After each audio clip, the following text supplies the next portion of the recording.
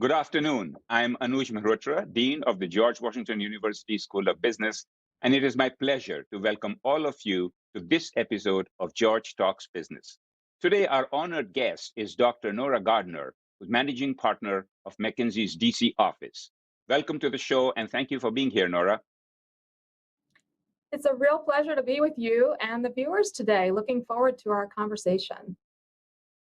Me too. So let me start with this, Nora. You have a PhD in biochemistry. Should I be telling all my students that the only path to consulting is to really go get a PhD in biochemistry, or are there some still traditional paths? Would you like to talk a little bit about what different paths are leading to the consulting business today? Yes, of course. It's true. I'm a PhD biochemist. I came to consulting after a PhD and 3 postdocs, which I like to say is at least two too many postdocs. We'll get back to that in a moment. But to answer your question about the path to consulting, they actually continue to really diversify. About a third of our colleagues have a business degree, a formal MBA. Maybe 15% have a PhD or other advanced degrees like mine, about a quarter undergrad only, and then a variety of other fields. And we're continuing actually to diversify in terms of technical experts in depth and also mid-career hiring into consulting. So it's really opened up quite a bit, but about a quarter are still MBA earners who join us in consulting. Well, that's a relief to hear that, Nora. And let me ask you the following question: You are now you have had a very different path towards being in the position you are in right now.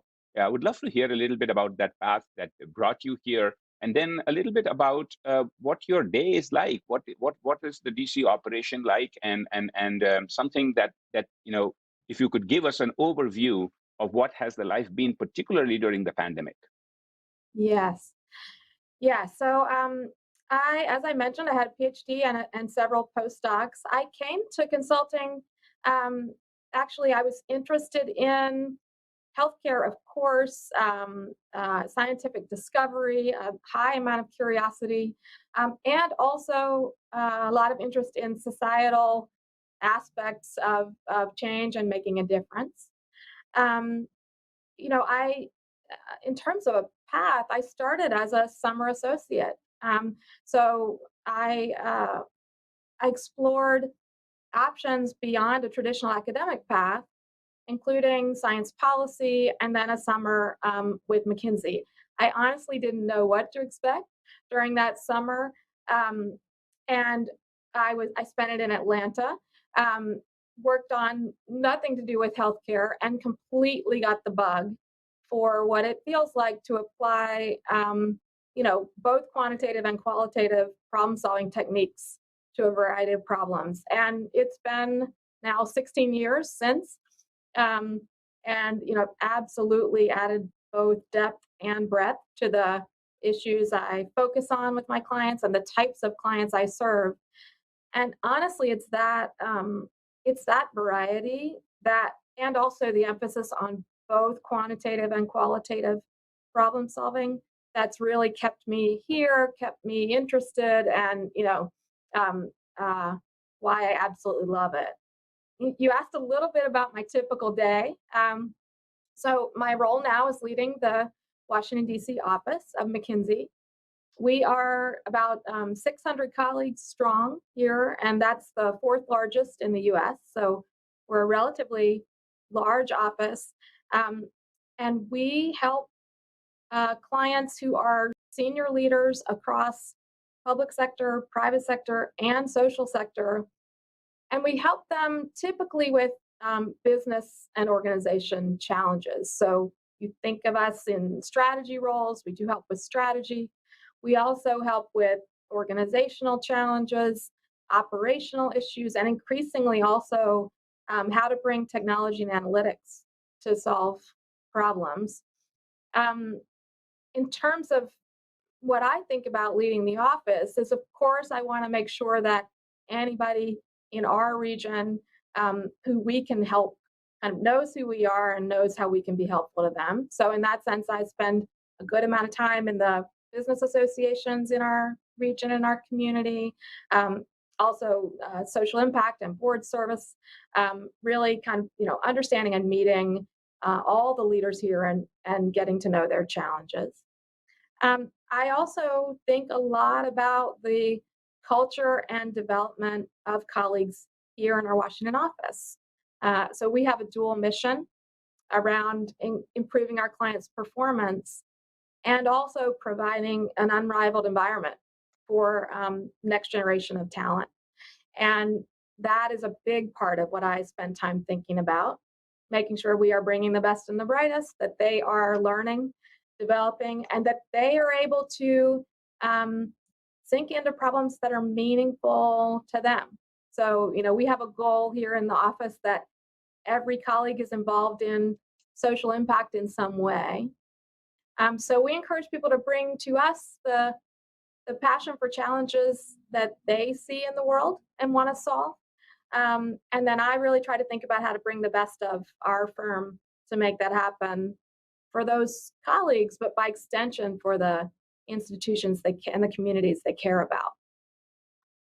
No, absolutely. And I think you mentioned how you have been talking to different executives. So let me switch it and really focus on the pandemic for a second, because I think it Yeah. has disrupted not only lives, personal lives, but also how businesses are operating.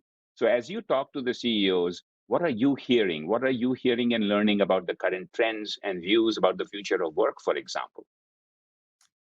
It's a really challenging time to lead, and we're all feeling it. And you see this as you talk to leaders. Now, depending on what business or industry they're in, the nature of the pandemic, and also their role potentially in helping us through the pandemic, and also the impact on their own workforce can be wildly different. Someone who's in travel, for example, or someone who's in public sector or in healthcare, right?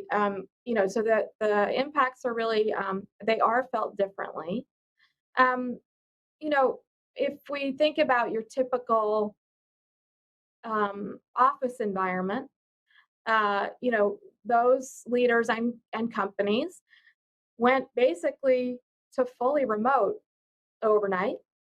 And what's been interesting about that is how many companies, industries um, have have managed that quite well.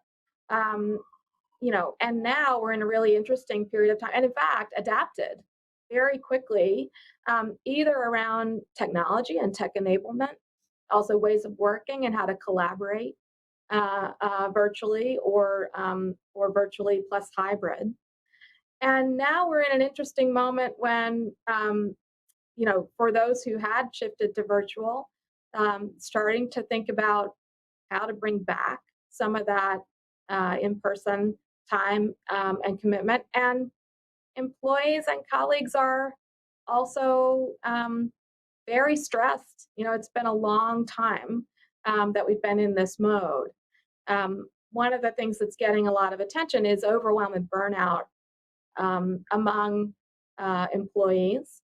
And, we have data that shows that a full 40% of workers are considering changing or leaving their careers. And many of them actually don't even have something lined up to go to, but they're thinking about what matters to them, what works for their entire, their full life.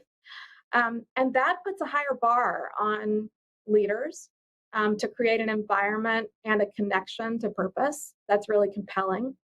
And also to make sure that we're looking out for um, the needs of our employees, be they healthcare needs or mental health or other needs. So it's a really challenging time to lead. Yeah, Nora, you hit upon a lot of different things here, and each one of these could probably be a big discussion. But let me ask you the following. You're talking about the 40% of the people who are actually trying to shift their jobs right now and potentially sometimes don't even know where they are going. So I have a couple of questions connected to that. One, of course, I know there have been many McKinsey reports, for example, which are also talking about how a big percentage of jobs will cease to exist and there'll be new jobs for that matter. So it would be good to hear something about where do you see the jobs market going. And the second, you talked about how everybody turned to virtual meetings and virtual office work right now. Are people coming back? Is there a sense of companies wanting to provide more flexibility?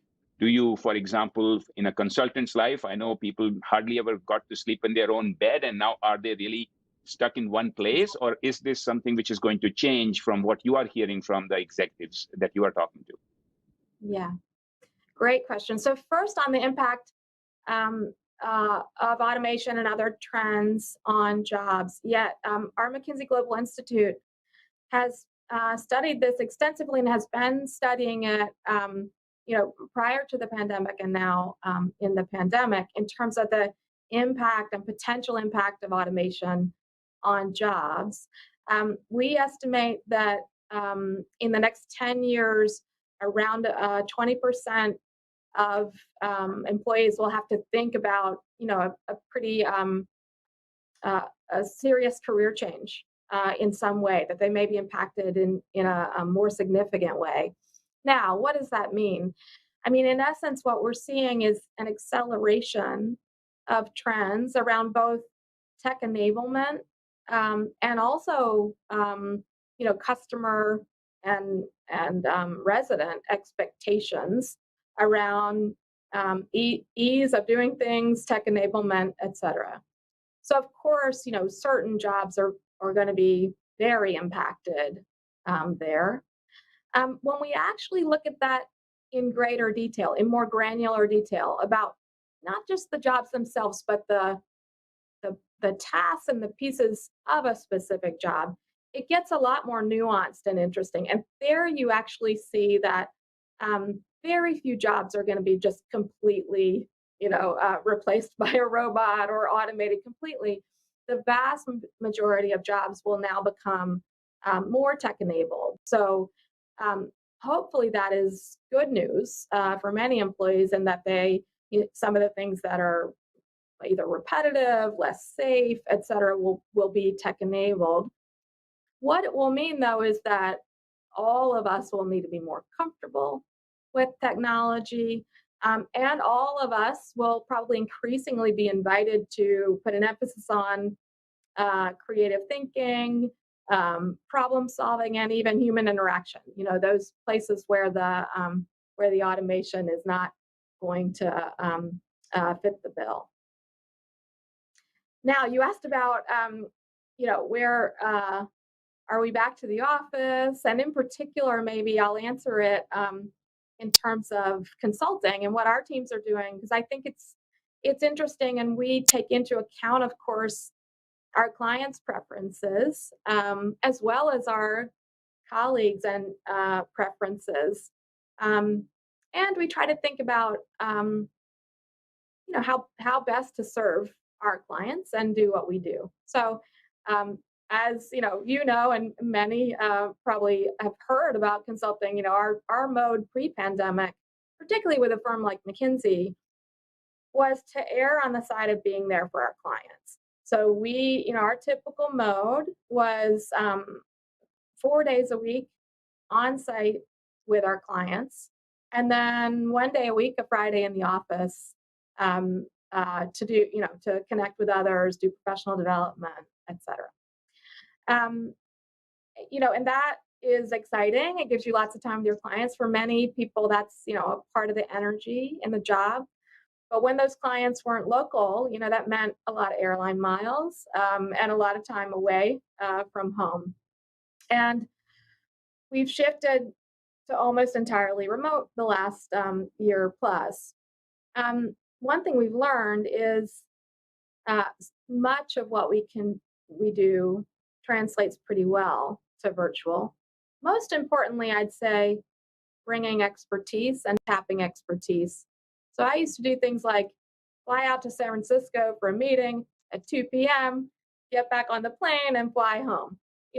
That's, if you think about purposeful travel, impact on the environment, we're never going to go back to that, right? It's perfectly acceptable to dial into something, particularly when you're bringing expertise and knowledge. And you think about the opportunities there, we can really tap into experts wherever they be, around the world. And that's really, really exciting. But we're also not a fully remote advisory function. So we really do believe in being there for our clients, and we believe in apprenticing one another and working together and collaborating. So we basically said, we're not going to be fully remote. We're not going to be, in person 4 days a week.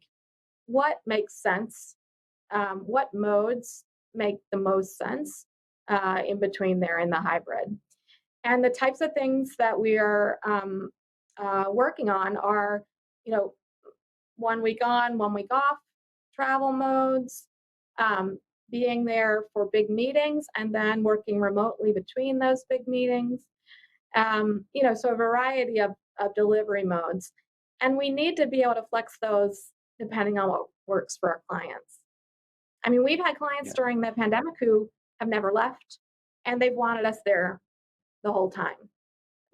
Many other clients are saying, we don't need you. We don't need to see you in person anytime soon until things Right. are a lot safer, right? And so, of course, we want to do what's right for those clients. And it's a time of experimentation. But I think the key is to really be intentional and to make sure it's working for everyone, and also to be sensitive that we're being inclusive as we do that. Right. So you mentioned how technology is going to disrupt some of the jobs as you are talking about, and how the trends are going to shift a little bit. And you talked about intentional, that you have to be intentional. In fact, some of the questions that are coming from our students, in particular, Scott is, for example, asking, with these trends changing, what skills should students develop really to balance the analysis and the creative problem solving when approaching cases, for example? So how in some sense, the students are saying the consultant's job is to really even stay ahead of the market, and the market is shifting very fast, more rapidly than ever. So how does one stay ahead, and what are those critical skill sets that the student should be, kind of developing at this point? Yeah.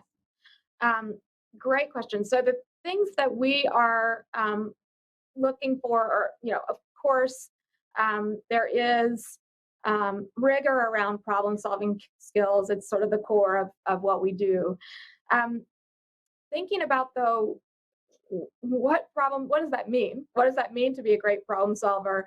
We're really broadening the definition of that. So, for some, that really is data analysis and, getting even deeper on the latest techniques of that.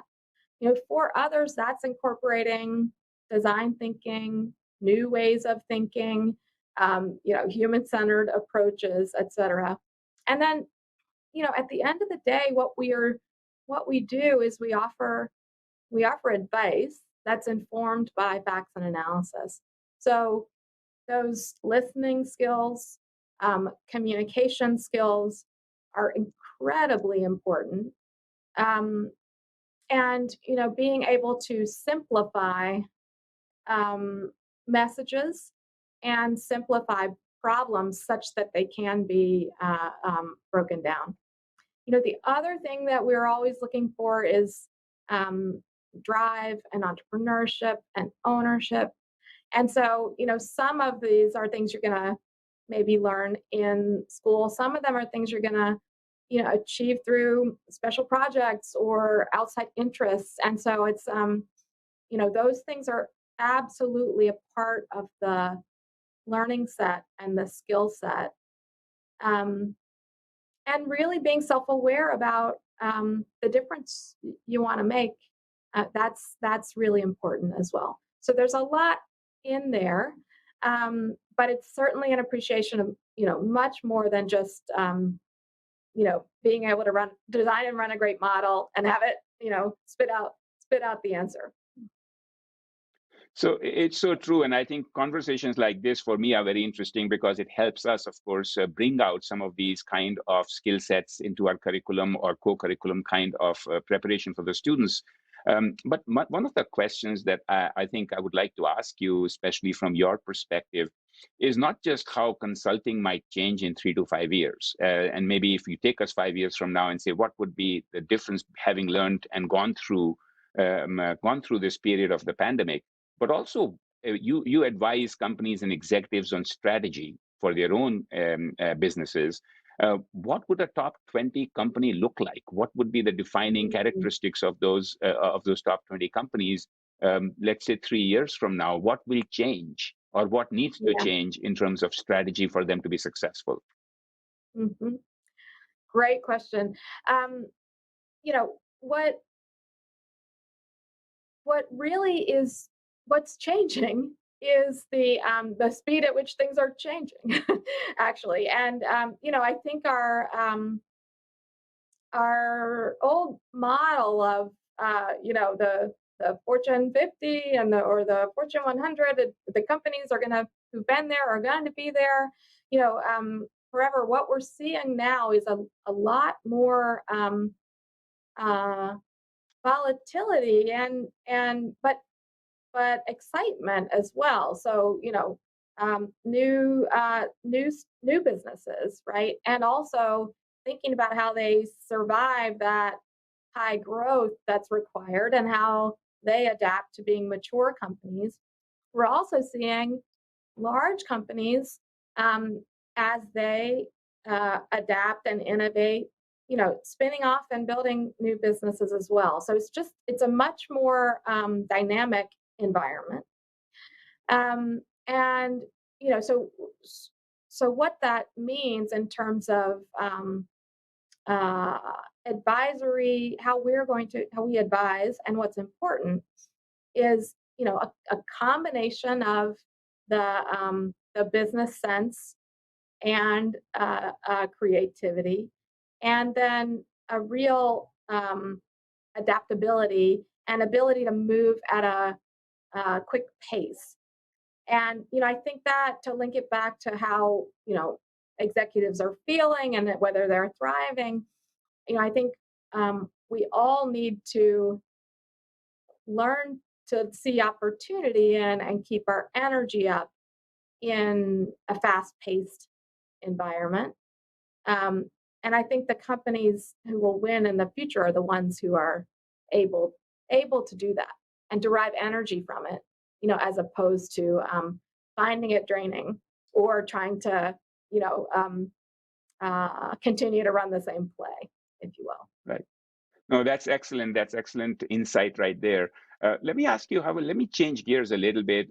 We know that diversity, equity, and inclusion has become increasingly important in the business environment today. I would love to hear a little bit about, in particular, I know there have been several reports. You have done a lot of research as well on this topic about advancing women in particular. And especially if you could walk us through some of the big things that happened, unfortunately, with how women fell behind in the pandemic. And then what Yeah. might be, you talk to the executives and CEOs all the time, what are some of the best practices that companies are following, which you would like to highlight for us? Yeah, it's such a rich and important topic. And we've invested in much research over the years here on both gender and also racial equity. First and foremost, showing the business case for diversity. So, showing that companies who have more diverse leadership teams are, in fact, higher performing companies. And, I think many of us believe that and understand that bringing, more, we just talked about it, right? Bringing all the different ways of looking at a problem and worldviews to, and also reflecting your customers, your constituents, is incredibly important in terms of performance. But there is, the business case is there. On women in particular, this was a big week for us. This week we came out with our 2021 Women in the Workplace report. Came out on Monday, so very excited to share that with your viewers. You know, we saw last year So we've been doing this work together with Lean In now for 6 or 7 years, looking at women in corporate America and their both, their progress from entry level up to C-suite, and also, companies, what they're doing, and a survey of what it feels like to be a woman and or a man, and of different races and backgrounds in the workplace today. And as you said, last year we saw that women were really struggling with the pandemic. This year, sorry to say that this continues to be really, really challenging for women. New in this year's report is the addition, so what we're calling the triple shift. So in the past, we had noticed and seen that women, of course, are doing their jobs. If they're in heterosexual couples living together with children and housework, they are typically doing a so-called double shift and doing more of the activity and work at home. What we're seeing in this year's results is that women, particularly women in leadership, are picking up a third shift in the corporate environment and in the leadership environment, and that they are doing the vast majority of mentoring others, supporting others, and being an ally to other women and other people of color within their companies. So, this sort of triple shift effect, has made the situation even more challenging for those women, particularly women leaders, at a time when, the overwhelm is a real issue. And the worry with not addressing this, is that, of course, women are, in fact, more likely to be playing allyship roles in support of others. And so, losing them as leaders, role models, and active sponsors to others can have an additive effect and erase some of the progress that has been made over the past, 5 to 10 years on women and their advancement. Right, and this is an important topic from our perspective, in particular, because I don't know if you know this, but majority of our programs have majority enrollment from women. So I'm sure our students will be happy to maybe go through this report and learn a little bit more. And thank you for commenting on that. I know we are almost at time, but I do want to ask one question from a student, Derek, who is really asking you if you would be willing to talk a little bit more about what McKinsey is looking for hiring in new employees. You have talked a lot about the characteristics that are important. How does a new employee who is coming in, or a student who's looking for that job, kind of prove to you? So we want some inside scoop so that our students have an advantage at McKinsey. Great. So there's, the way the process at McKinsey works is, you'll often there's several aspects. So one, I'd say you need to be excited and interested in solving problems. I imagine your students dive into cases in their both in the classroom, but also together in projects all the time. We're famous for our case interviews, and the reason that we do that is because it's actually really represents the work we do. So those cases are real cases, right? So I hope that students find those fun to do, right, and high energy to do. So keep up the case preparation and casework. The other thing I would say is it's the structured thinking. So how to break a problem down into its component parts and to identify, future lines of inquiry, if you will, right? So, and you can practice this on anything. Almost, I took an Uber the other day, and the Uber driver was telling me about a side business that he had, and I just thought, okay, let's turn this into a little mini case, and we talked it through, right? So ask good questions, think about what you'd love to know. And then really do work on communication and top-down communication. So leading with the headline, leading with the insight or the hypothesis, and then, of course, going into detail afterwards. This was really hard for me to learn as a PhD scientist, where we typically do the exact opposite, right? So we say, oh, I was interested in this problem. I did this experiment, and then I did this experiment, and then that led me to rule out this. And then, if you're still with me by the end of it, here's the conclusion we found, and just flipping that and starting with the conclusion or starting with the insight is a different way of communicating, not necessarily natural to everyone. And I would spend a little time practicing that as well. Well, that's excellent advice, Nora, for anybody, in fact. And that's really, I want to thank you. What an insightful conversation. Thank you for taking the time and being with us today. And I would also like to thank all the viewers today as well, and would like to invite you to the next episode of George Talks Business. Next week, our distinguished guest will be Sharon Marceau, who is the Senior Partner and Managing Director with the Boston Consulting Group in Washington, D.C. Until then, bye-bye.